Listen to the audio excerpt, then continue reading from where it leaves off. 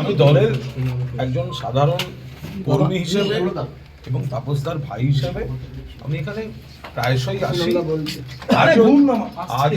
আজও এসেছি, কারণ এই বাড়িতে আমার আসা যাওয়া নতুন নয়।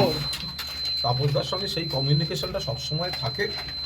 যেরকম আমি আসি, আমি সেরকমই এসেছিলাম। এর বাইরে আমি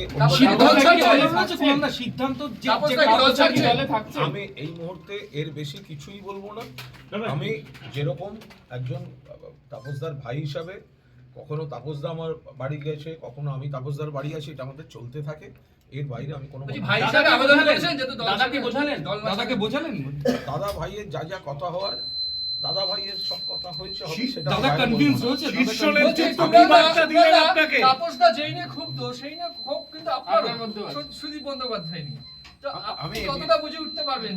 না, আমি তো সবসময় চাইবো যে দাদা যে অবস্থানে ছিল সেই অবস্থানে থাকুক। কিন্তু আমি সবসময় চাইবো যে তৃণমূল কংগ্রেসের আমি একজন কর্মী, তাপসদা একজন নেতা, তাপসদা সেই অবস্থানে থাকুক, সেটা তো সবসময় চাইবো।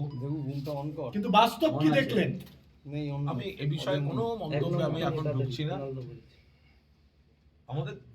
আমার দিক থেকে যেটুকু দলের কর্মী হিসেবে নেতাকে দলে থাকার যে অনুরোধ করা যায়, একজন ভাই হিসেবে দাদার সঙ্গে যা কথা বলা যায় সেইটুকু। একটা জল্পনা শোনা যাচ্ছে যে তাপসদা তো আপনাদের দল ছাড়ছেন, সঙ্গে বিজেপিতে জয়েন করছেন এবং উত্তর কলকাতার সুদীপ ব্যানার্জির এগেইনস্টে কাকে শুভেচ্ছা জানাবেন, সুদীপ দাকে না তাপস? সুদীপ ব্যানার্জির এগেইনস্টে ক্যান্ডিডেট হতে পারেন, এরকম একটা সম্ভাবনা আছে। দুলে রাজা জনি লিভার, আপনি কোন দিকে?